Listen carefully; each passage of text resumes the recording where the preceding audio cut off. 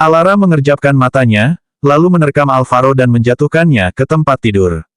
Dengan cepat dia menarik selimut dan menutupi mereka berdua. Alvaro terkejut, napasnya tertahan sejenak.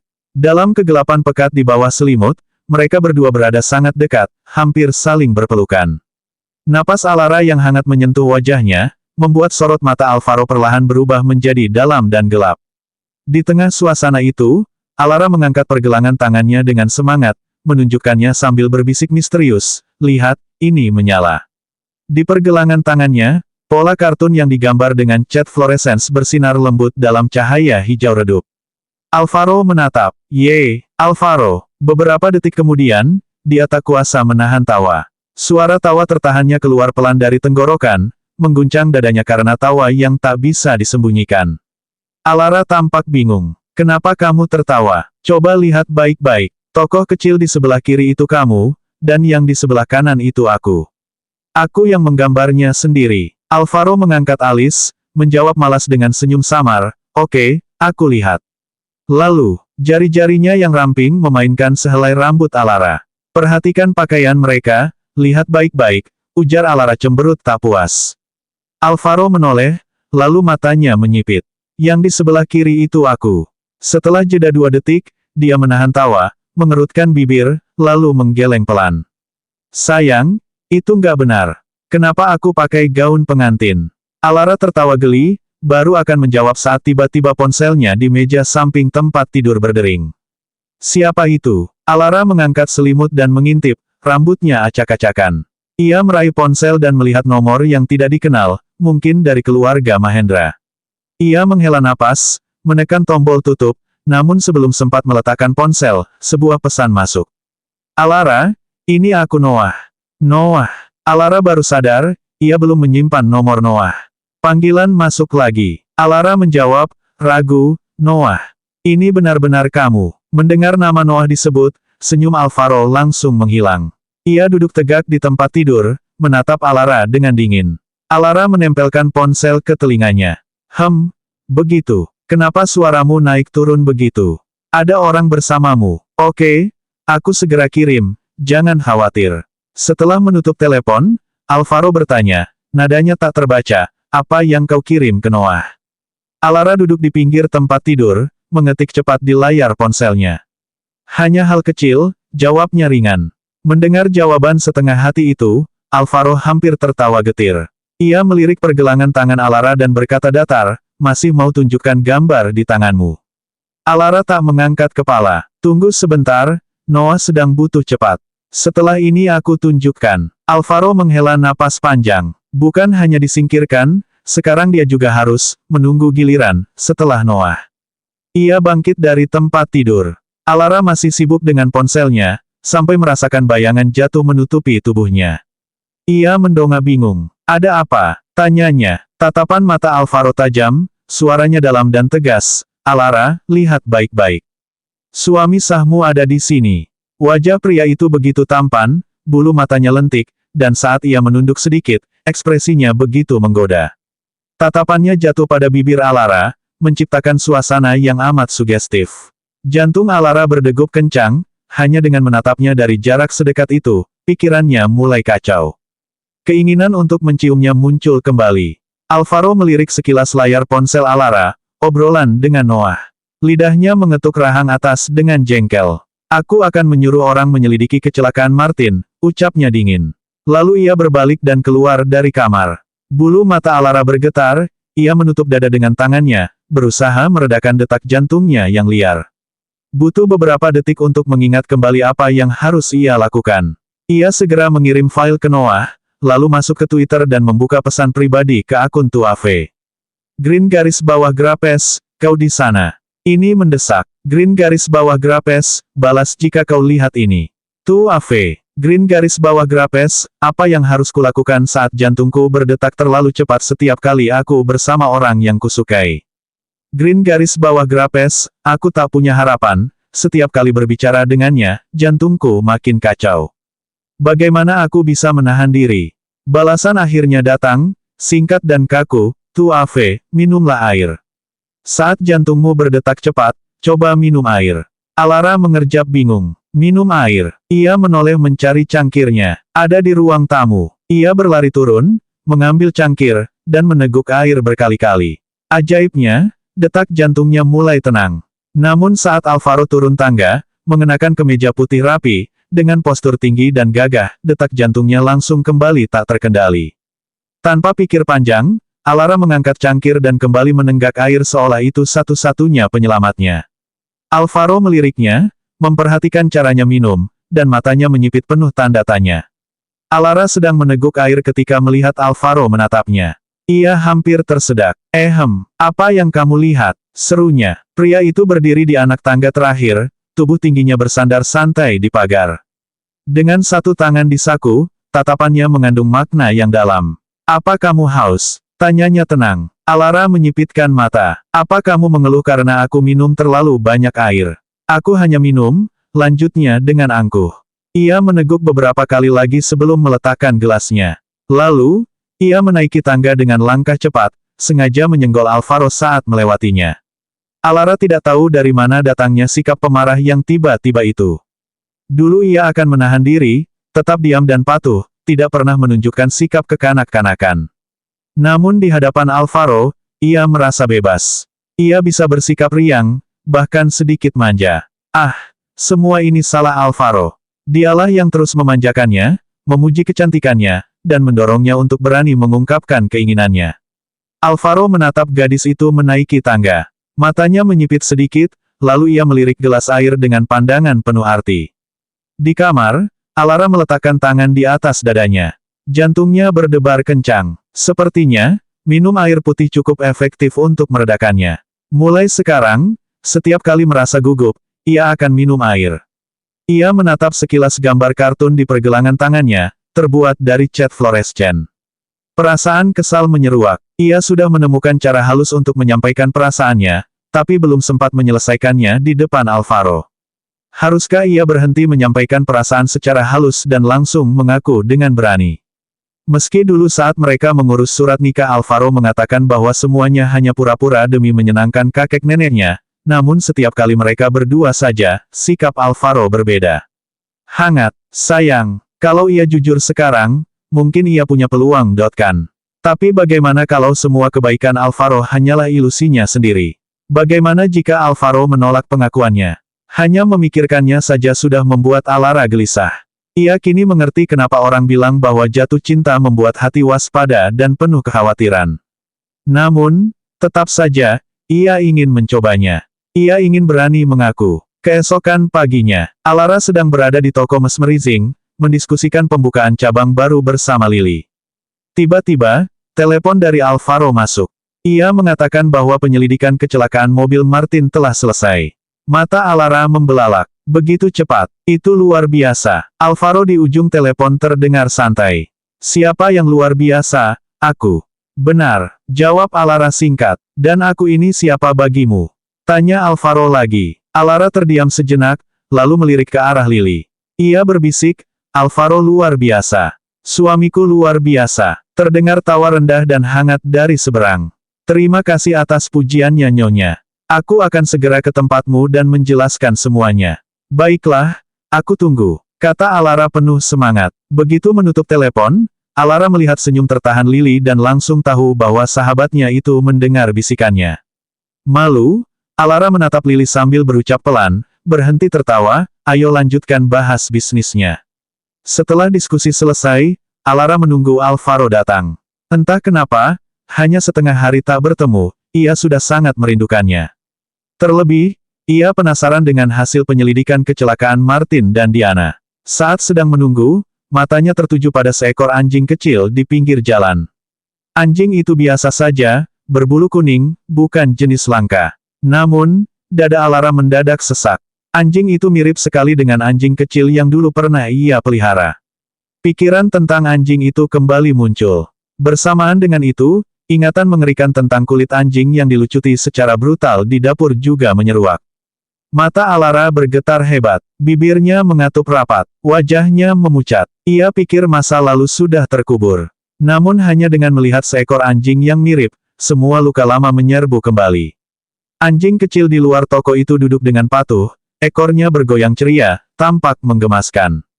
Air mata membentuk kabut di mata Alara. Ia mengepalkan jari-jari, hatinya gemetar. Sejak kejadian itu, ia tidak pernah memelihara anjing lagi. Namun kali ini, entah kenapa, ia ingin membawa pulang anjing itu. Mungkin karena kini ada Alvaro. Harapan bahwa masa lalunya tak akan terulang. Alara melangkah perlahan keluar toko. Kakinya terasa ringan, seperti berjalan di atas kapas. Tanpa sadar, ia sudah berada di hadapan anjing itu. Anjing itu tetap duduk tenang, mengibas ekornya seolah tersenyum. Alara berjongkok, mencoba mendekat. Tangannya gemetar. Gambar-gambar yang sengaja ia lupakan muncul kembali, anjing kecil yang dibantai di dapur, kulit berdarah, daging yang mengepul, dan potongan daging itu yang dipaksa masuk ke mulutnya. Alara berdiri mendadak, terhuyung ke belakang. Ia belum cukup kuat untuk menyembuhkan luka masa kecilnya. Tepat saat itu, Alvaro tiba. Ia melihat Alara yang berjalan ke arah anjing liar, lalu ekspresinya berubah tegang. Ia tahu semua tentang masa kecil Alara. Tentang anjing yang pernah ia pelihara, dan tragedi yang mengikutinya. Kini, gadisnya berdiri gemetar, berusaha tegar, seolah ingin membebaskan diri dari masa lalu yang menahannya. Alvaro mempercepat langkah. Saat melihat Alara hampir terjatuh, ia segera menahan tubuhnya. Alara, panggilnya lembut. Alara mendongak, matanya berkabut, merah, dan bengkak. Ia menatap Alvaro dengan linglung, suaranya nyaris tak terdengar. Alvaro, detik berikutnya, ia tenggelam dalam pelukan lelaki itu. Keharuman tubuhnya yang bersih menenangkan. Kehangatan Alvaro mengalir ke dalam dirinya. Alara mencengkeram ke meja putih pria itu erat-erat, seolah menemukan perlindungan, tempat yang bisa melindunginya dari semua badai. Perlahan, warna merah darah itu menghilang dari pandangannya. Di ruang tunggu, Alara duduk di meja, cangkir tehnya mengepul, asap hangat menutupi sebagian wajahnya. Dia tidak menyembunyikan apapun dari Alvaro, ia mulai bercerita tentang anjing yang dibesarkannya sejak kecil, sambil menatap permukaan air di dalam cangkir. Aku selalu merasa bersalah. Aku mengadopsinya, memperlakukannya sebagai teman, tapi aku tidak bisa melindunginya. Dan itu, suaranya melemah. Anjing liar kecil di luar toko tadi, benar-benar mirip dengannya, tambah Alara pelan. Aku pikir, setelah meninggalkan ayah angkatku, aku tidak akan terluka lagi. Kupikir aku bisa punya anjing kecilku lagi. Tapi bertahun-tahun telah berlalu, dan aku masih belum bisa melepaskannya. Masih belum bisa. Mendengar suara gadis itu yang begitu rapuh dan penuh luka, hati Alvaro terasa seperti diremas.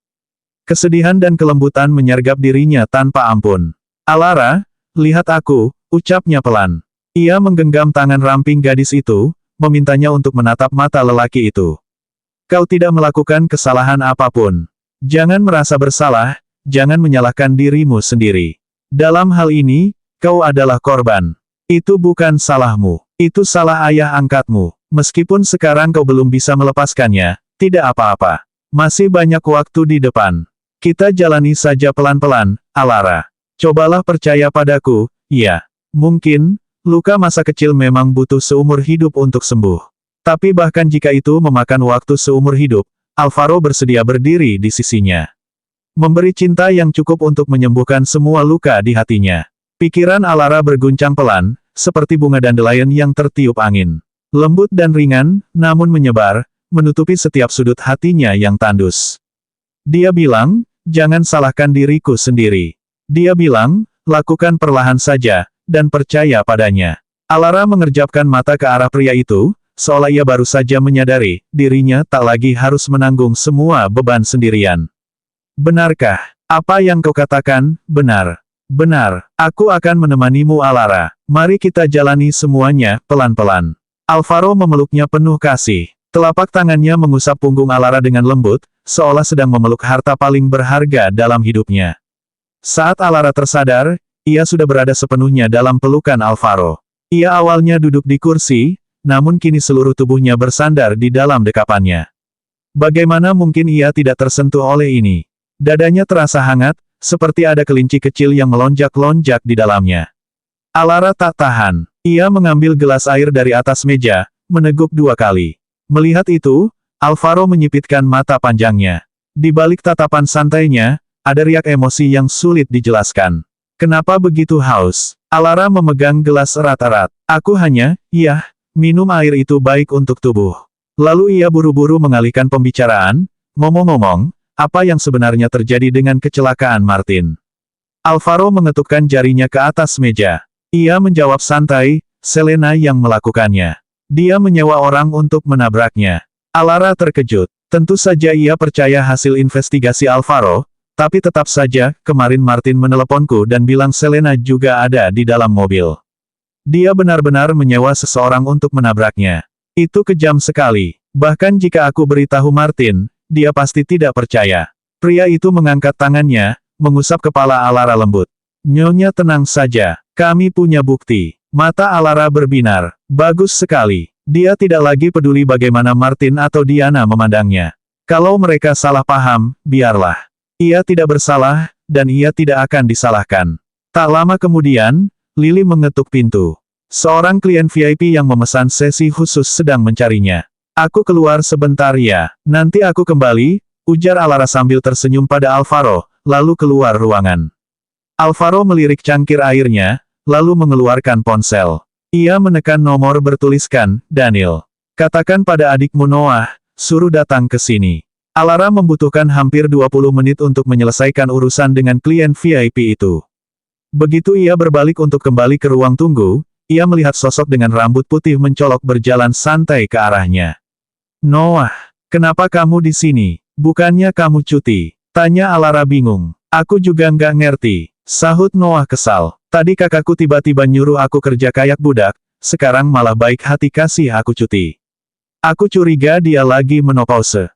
Alara menahan tawa, lalu bertanya polos, kalau pria mengalami menopause, obat apa yang bisa diminum buat menormalkannya?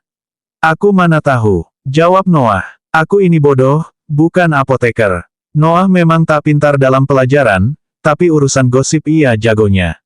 Kenapa kamu nanya begitu? Siapa yang kamu maksud? Masa si suamimu? Nggak mungkin kan? Dia tuh kuat, berwibawa. Masa menopause? Tepat setelah kalimat itu selesai keluar dari mulutnya, pintu ruang tunggu terbuka. Alvaro keluar. Jantung Noah nyaris berhenti. Kenapa Alvaro ada di sini? Dia ingat terakhir kali pria itu datang, tatapannya tajam seperti singa yang mengintai mangsa. Dan sekarang, kalau dia dengar obrolan menopause barusan, tamatlah riwayatnya. Alara berlari kecil menghampiri Alvaro. Matanya berbinar. Kenapa kamu keluar? Sudah nggak sabar. Aku udah selesai kok. Ayo kita lanjut obrolan tadi. Alvaro memegang cangkir air dan berkata santai, setelah ngobrol banyak sama Noah tadi, kamu mau minum air? Alara buru-buru menggeleng. Kenapa harus minum air? Aku nggak mau. Begitu kata-kata itu meluncur, pupil mata Alvaro sedikit menyempit. Kelopak matanya berkedut pelan. Dia yakin sekarang, yang membuat Alara jantungnya berdebar bukan Noah. Sudut bibir Alvaro terangkat. Ia tersenyum malas. Jangan minum ya. Lalu ia mengangkat kepalanya dan melemparkan pandangan ke arah Noah. Punggung Noah langsung menegang. Ia bahkan menahan napas. Presiden Dirgantara. Halo, saya sudah lama ingin bilang, Anda dan istri Anda benar-benar pasangan serasi. Cocok banget. Saya dengar Anda sudah menikah, saya belum sempat kasih kado, jadi saya doakan semoga bahagia selamanya, punya anak banyak, dan langgeng selalu. Alara kebingungan. Kenapa Noah tiba-tiba seperti MC kondangan? Alvaro menatap Alara, lalu mencondongkan tubuh, mendekat ke arah telinga Alara, dan berbisik rendah, hanya untuk mereka berdua. Aku ingin menghangatkan tempat tidur istriku, menyerahkan tubuhku sepenuhnya, membiarkan dia melakukan apapun padaku. Tapi istriku, tidak setuju. Jadi, apa boleh buat? Alara, menghangatkan, tempat tidur, menyerahkan tubuh, biarkan dia melakukan apapun. Apa maksudnya? Pikiran Alara yang polos langsung kacau. Ia memikirkan otot perut Alvaro, pinggangnya, yang sempat disentuhnya. Ia bahkan teringat satu kutipan yang pernah ia baca, antara suami istri, tak ada yang tak bisa diselesaikan dengan bercinta sekali. Kalau ada, ya 2 kali. Wajah Alara memerah hebat, telinganya seperti terbakar, jantungnya berdetak seperti genderang perang. Ia buru-buru merebut gelas air dari tangan Alvaro, lalu meneguknya sampai habis. Setelah selesai, ia meletakkan gelas itu di meja. Tiba-tiba, Alvaro memeluknya erat. Sangat erat, seolah ingin menyatukan dirinya dengan gadis itu. Apa yang kamu lakukan? Alara memekik pelan. Dada Alvaro begitu keras menekan tubuhnya. Alvaro mengusap dagunya ke rambut Alara dan tertawa pelan. Sayang, aku bahagia sekali. Tunggu, kenapa dia tiba-tiba bahagia? Apa yang baru saja terjadi?